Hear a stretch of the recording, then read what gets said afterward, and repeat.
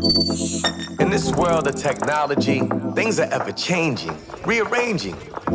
You need someone to help you out. I know someone who can. Come and take a journey with me as we go through the land of technology. You'll never be alone. You'll be with Paul Amadeus Lane in the Tech Zone. Welcome back to the Tech Zone, our third and final segment of the show. I've been teasing this all show long. Why? Because I am so excited about this next segment, about this next guest who's going to be joining me, about this awesome contest. If you're a startup out there, and if you want to showcase your talents at CES 2020, there's a contest out there that you may be interested in pursuing. If your technology helps the disabled population, the aging and adult population, elderly, then you don't want to miss this conversation that I am about to have. So, before we bring on our next guest, remember you can connect with me, paulamadeouslane.com. Don't forget to reach out to me, connect with me, social media. Thank you guys so much for all your love and support, for supporting the show. CES 2020, 3 months away, less than 3 months away, almost 3 months away. Always get confused with months and dates and all that other stuff. But I am so excited that it's coming. And why don't we bring on our next guest to talk about this great contest that startups can participate and be a part of. And if they win, boy, this will unlock the whole world of potential. And I am so excited to have with me right now the executive director of the Consumer Technology Association's Foundation, Steve Yule. What's going on, my friend? How are you? I am doing great. Glad to be back here with you, Paul. And I always enjoy having a chance to talk to you about all the tech stuff happening. Hey, I love it, my friend. And I guess I should say the executive director for the highest degree of declaration, right? I appreciate it, but we are a small team here, so between the two of us, we take care of everything. There you go, small but mighty, my friend. That's what you guys are, and what you guys are doing is amazing. I kind of talked about it before I brought you on, Steve, and this contest that's going on. I think it's awesome. When you emailed me a few months back and shared it with me, I was just like, wow, this is like super duper cool. So, without me messing it up and telling everybody what's it about, Steve, talk about this great opportunity that you're giving some startups out there when they meet a certain criteria to exhibit at CES 2020. Absolutely. Well, as you know, at CES, we have this section called Eureka Park, which is where all the startup companies are. Last year, we had well over 1,000 startups there and present, and it's a great chance to really, get these companies in front of all of the media, the investors, retailers, and everyone else who comes to CES. But as a CTA foundation, with our focus on connecting older adults and people with disabilities with technology, we saw this as a great opportunity to help encourage more startups to both highlight the work that they're doing that can make a difference in this community, as well as encourage more startups to be thinking about this space. So this is actually the 5th year that we've run this contest. We will choose 5 companies that apply on our website at ctafoundation.tech. That's .tech. And they have till actually this Sunday, the 22nd. So we're getting down to the deadline. But we will select 5 startups that have technologies that can help older adults or people with disabilities. And they actually don't have to be purely dedicated to that space, but we really want them to think and explain, how their technologies can really be beneficial to the communities that we're looking to serve. But we will give them a free booth at CES 2020. We'll also give them $2,500 as a cash reward as well. And just a lot of attention and positive focus on the types of technologies that are really making a difference in people's lives. So we're excited to do this for our 5th year.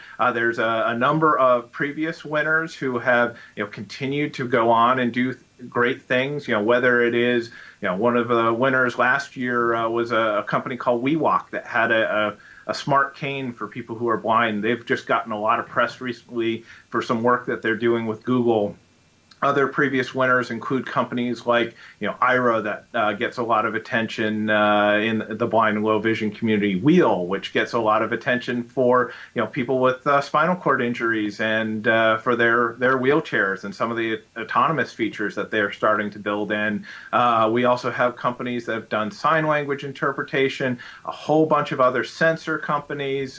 It's really interesting to see the types of companies that apply here, and I can't wait to see who our winners will be this year. You and me both, my friend. I am like stoked, and you brought up a very good point about how companies don't necessarily need to have their technologies fulfilling the need of the disabled community and even the elderly community out there, but how their technologies can impact them.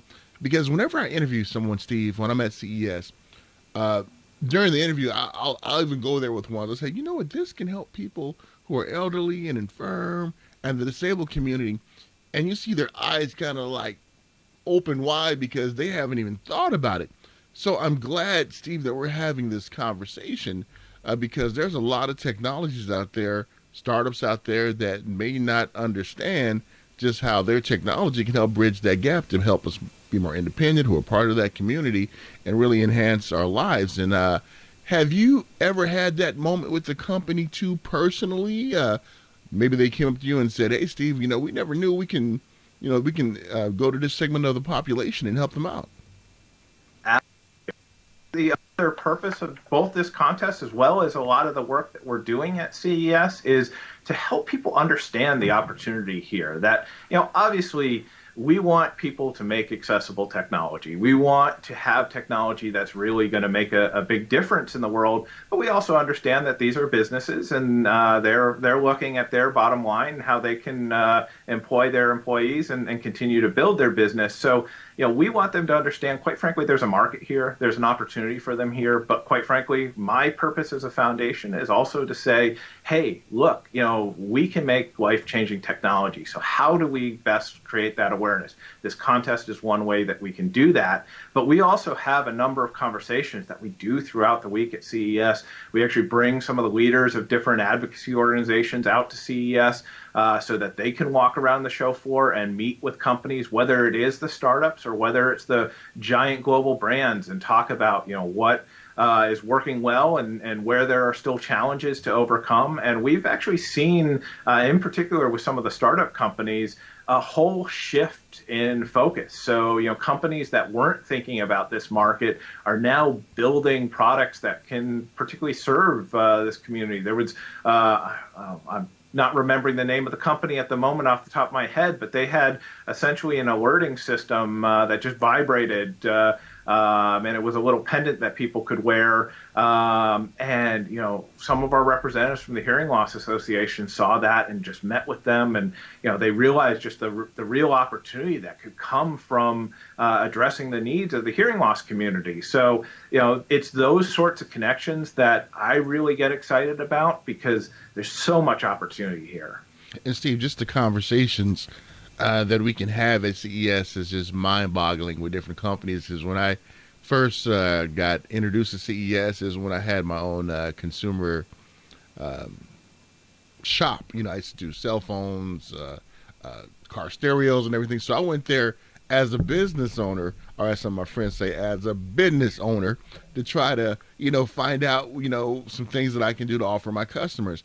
And then when I got into the media and everything, the first show I wanted to cover that I went to station ownership I was like, I need to go to CES. I said, you have no idea just how important, this show is, the technology. And that's when it was called the Consumer Electronics Association, Steve, many, many moons ago, right? And then, I had that like aha moment when I was there.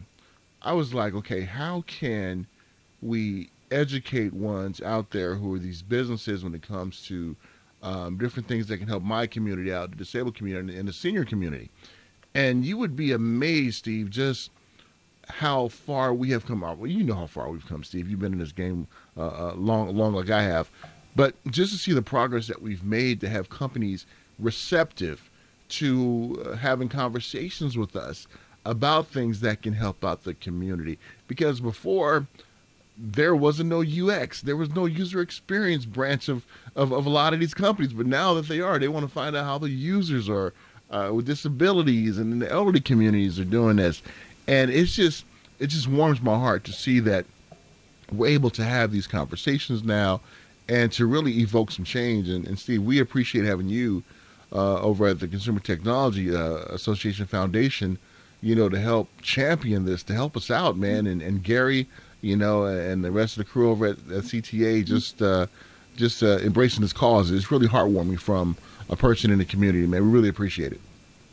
Well, and I give you a lot of credit because it's people like yourself coming to the show, having these conversations that really drive it all forward. So, I really appreciate you coming and continuing to have this discussion, continuing to do the Tech Zone. And while this isn't focused purely on accessibility, I always enjoy that you kind of build that into all the conversations that you have to be able to spread the word about this. So yeah, there's a lot of great opportunities, and it's been because people like yourself attending the show, having these conversations, people within the industry coming and experiencing the show, having these conversations around accessibility, and I can't wait to see where it goes from here. I'm with you, my friend. I am so with you.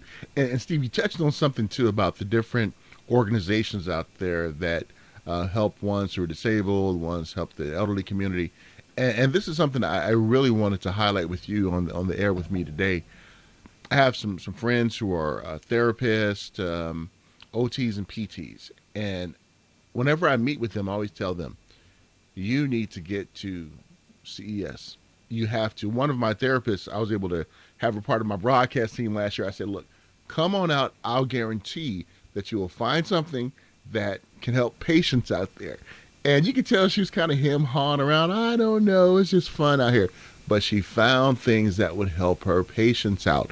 And Steve, let's talk to that, how important it is to have organizations come out there who deal with the disabled community and also the elderly community to come on out, find out some of these technologies, man. Why is it so important?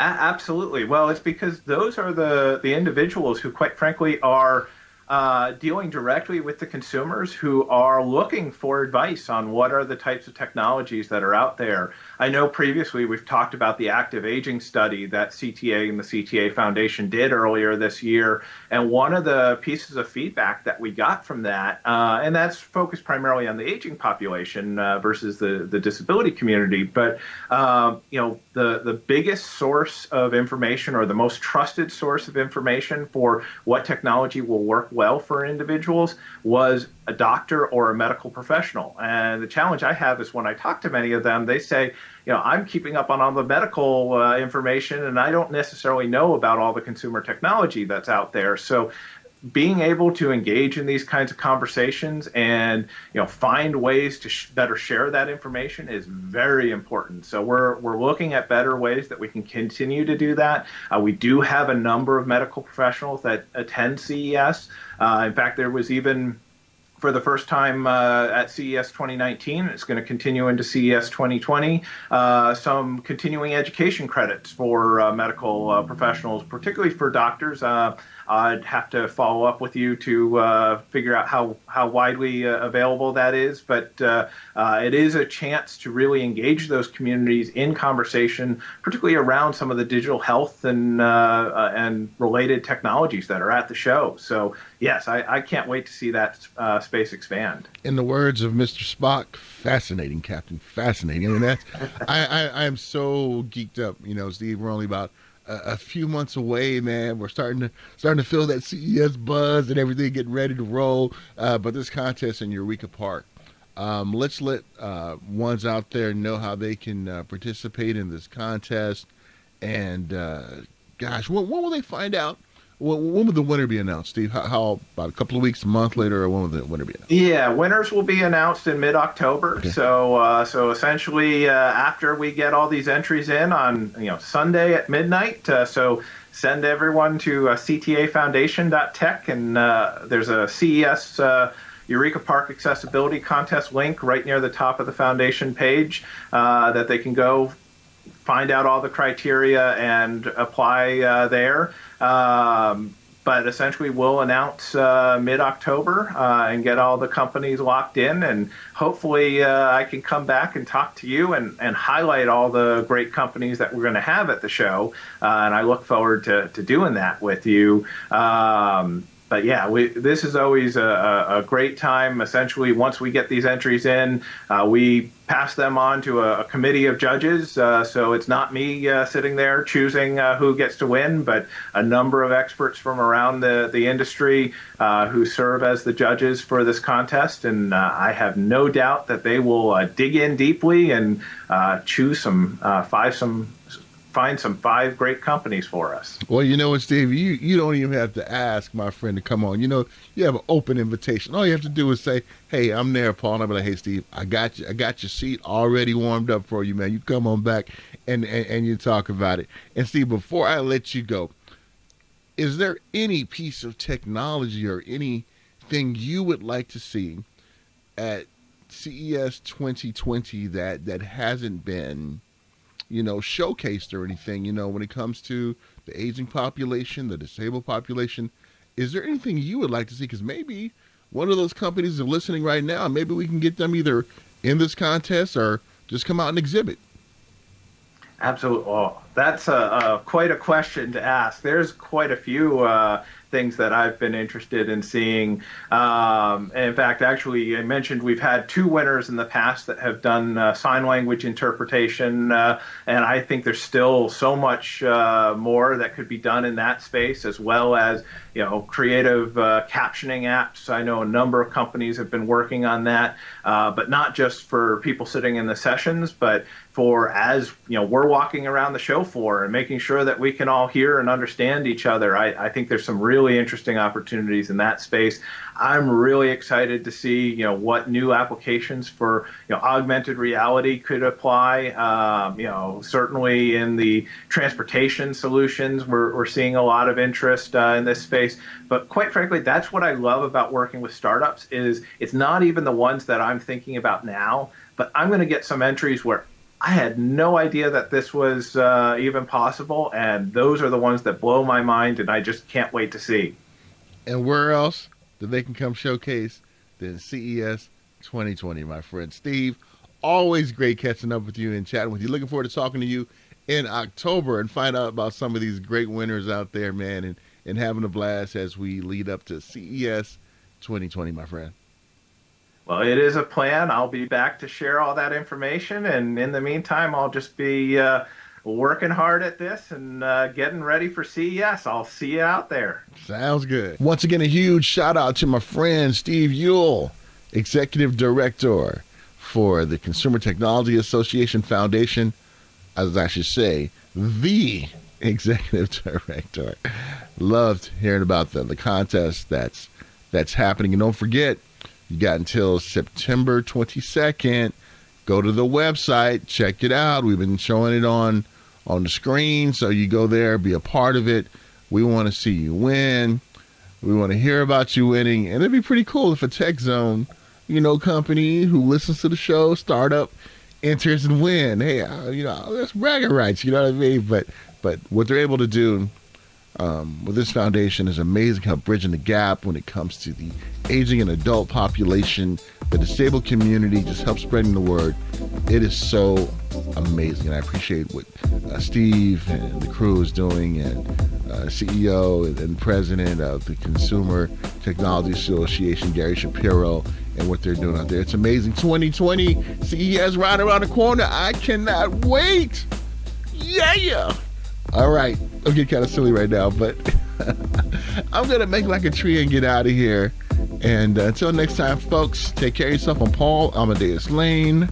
Let's connect. PaulAmadeusLane.com. Take care. In this world of technology, things are ever changing, rearranging. You need someone to help you out. I know someone who can. Come and take a journey with me as we go through the land of technology. You'll never be alone. You'll be with Paul Amadeus Lane in the Tech Zone.